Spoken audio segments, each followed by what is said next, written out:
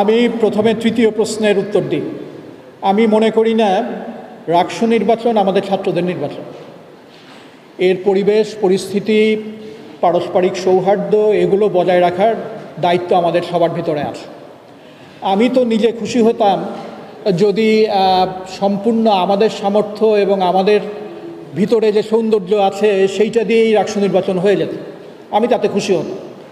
আমরা কেন দুর্ভাগ্যজনক এটা আমাদের জন্য যে আমাদের অনেক কিছু চিন্তা করতে হয়। আমি পার্সোনালি মনে করি না এই ধরনের নির্বাচনে সেনাবাহিনী পর্যন্ত যাওয়াটাই একটা মস্ত বড় ব্যর্থতার পরিচয় আর কি, আমার ব্যক্তিগত অভিমতটা।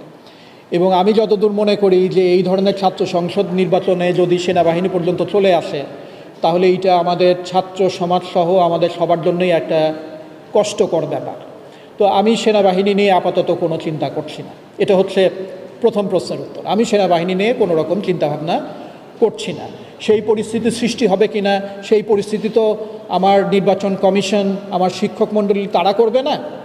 যারা করবে তারা ওই পর্যায়ে পর্যন্ত নামবে কি না সেই উত্তর তো আসলে আমি দিতে পারবো না আর কি। আমার নিজের কোনো ইচ্ছা নেই যে এখানে আর্মির ইনভলভমেন্ট থাকুক আর কি। এটা হচ্ছে এক নম্বর। দুই নম্বর হচ্ছে যে আমি আমার নির্বাচন কমিশনের প্রশংসা করেছি এবং আবারও করি।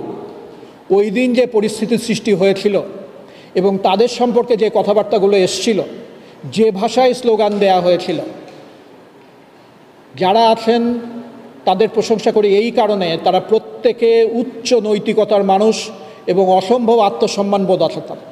শুধুমাত্র এই বিশ্ববিদ্যালয় এবং ছাত্রছাত্রীদের কথা চিন্তা করেই ওনারা দায়িত্ব ছেড়ে দেননি। এটাই ছাত্রছাত্রীদের পরম পাওয়া।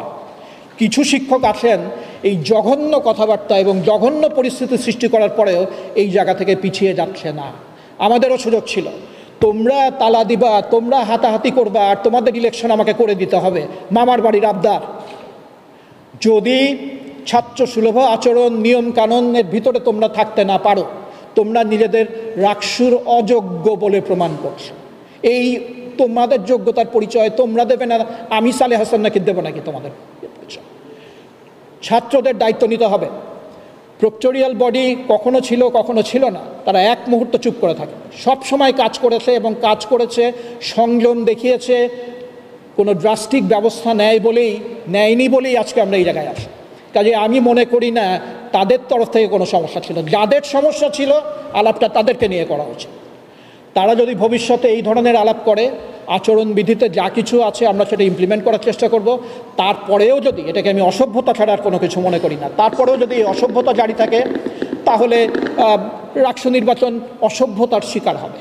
এটার দায়িত্ব যাদের তাদেরই নিতে হবে। শুনতে হবে, এটা অসম্ভব গুরুত্বপূর্ণ একটা। এবং এই প্রশ্ন তোলার জন্য আমি তোমাকে ধন্যবাদ দিতে চাই। গতকাল দুপুরে একটি ছাত্র সংগঠনের কয়েকজন ছাত্র ডাবল মাস্টার্সের জন্য একটা আবেদন নিয়ে আসে এবং সেই আবেদনের সাথে আমাদের বিশ্ববিদ্যালয়ের শিক্ষকদের ভিতরে একটি অংশের সুপারিশ আসে। বিশ্ববিদ্যালয়ের শিক্ষকদের ভিতরেও একটি অংশের সুপারিশ আসে। ভাইস চ্যান্সেলর হিসাবে আমি যেটা মনে করি সেটা সুস্পষ্ট করে দিই, কারণ একই প্রশ্নের উত্তর বারবার দেওয়াটা বিব্রতকর। ডাবল মাস্টার্সের ইস্যুটা যখন আমার কাছে আসে, আমি এটাকে কমপ্লিটলি একাডেমিক ইস্যু হিসাবে দেখব। কোনো দলের প্রতি অনুরাগ বিরাগ, কোনো ব্যক্তির প্রতি অনুরাগ বিরাগ, এটা আমার জায়গা নয় এবং এই কাজ আমি করতে পারি না। আমার কাছে এটা একটা একাডেমিক ইস্যু। এই ইস্যুটা নিয়ে কালকে দুপুরের পর থেকে ছাত্র এবং শিক্ষকদের তরফ থেকে বারংবার যোগাযোগ করা হয়েছে।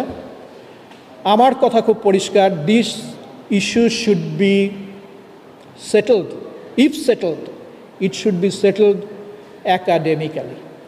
এবং এর ফলে যে সিদ্ধান্তই হোক না কেন, যদি একাডেমিক সিদ্ধান্ত পর্যন্ত যায়, যে সিদ্ধান্তই হোক না কেন, it will be valid for all. কোনো নির্দিষ্ট গোষ্ঠী বা নির্দিষ্ট মতামতের কারোর জন্য এর ভ্যালিডিটি থাকবে না যদি সিদ্ধান্ত হয়। আমরা এই জিনিসগুলো নিয়ে কাজ করছি।